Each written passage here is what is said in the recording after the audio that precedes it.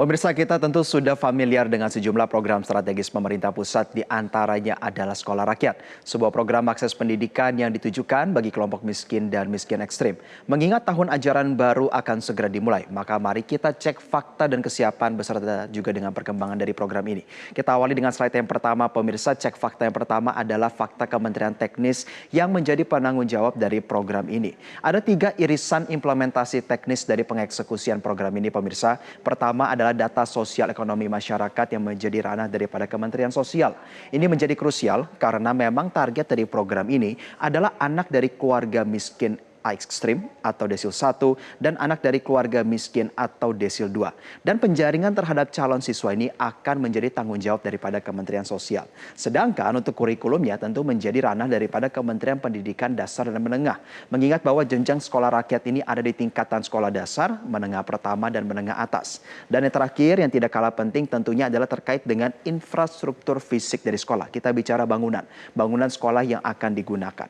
Dan ini tentu pemirsa kalau kita lihat lebih lanjut adalah tanggung jawab daripada Kementerian Pekerjaan Umum. 3 kementerian ini merupakan penanggung jawab daripada sekolah ini, mulai dari fisik, data, dan juga dari kurikulum. Dan sebagai pengingat ya pemirsa, bahwa sekolah rakyat ini sudah beroperasi.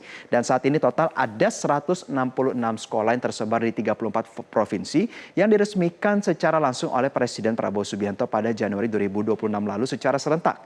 Dan saat ini tengah dilakukan pembangunan tahap 2 yang ditargetkan untuk bisa beroperasi pada tahun ajaran 2026-2027 mendatang.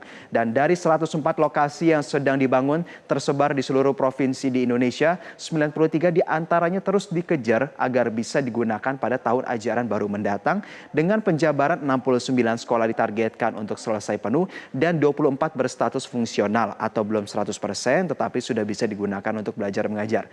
Dan untuk angka jangka panjangnya pemirsa, pada Januari lalu Presiden Prabowo Subianto juga menyampaikan bahwa target hingga tahun 2029 akan ada 500 sekolah rakyat yang tersebar di seluruh Indonesia. Ini kalau kita bicara infrastruktur fisik ya, kita beralih ke slide selanjutnya. Kalau kita bicara jumlah siswa pemirsa, di mana perkembangan jumlah murid sekolah rakyat juga diproyeksikan terus bertambah, baik karena target pemerintah maupun juga kapasitas yang telah disiapkan.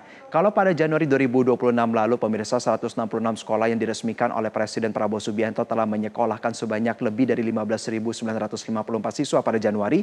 Dan pada tahun ajaran baru 2026-2027 mendatang, pemerintah sebenarnya menargetkan sebanyak 32.640 calon siswa baru.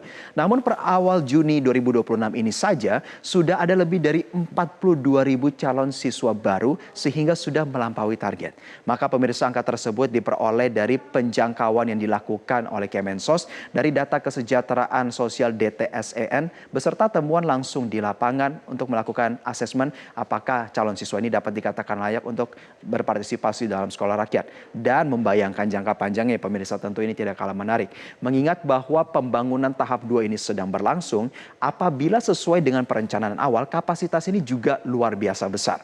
Mampu menampung hingga 112.320 siswa dengan perkiraan sekitar 1.080 per sekolahnya. Dan sebenarnya kalau kita coba untuk sinkronkan dengan datanya ya pemirsa, bahwa per Januari 2026 ini ada 43,1 juta penduduk Indonesia berada dalam kelompok desil 1 dan 2. Kita lihat dalam slide selanjutnya pemirsa, di mana sebenarnya Presiden Prabowo Subianto juga selalu secara konsisten menyampaikan bahwa sekolah rakyat ini kita wujudkan untuk membantu mereka yang paling susah, mereka yang paling kurang berdaya.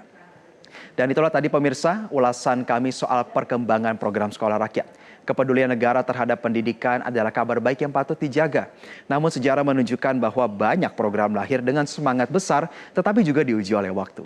Kita tentu berharap sekolah rakyat dibangun di atas fondasi kebijakan yang kuat, terukur dan berkelanjutan. Yang dipertaruhkan karena ini bukan hanya kesuksesan sebuah program, tetapi masa depan ribuan anak Indonesia yang menggantungkan harapan masa depannya kepada negara.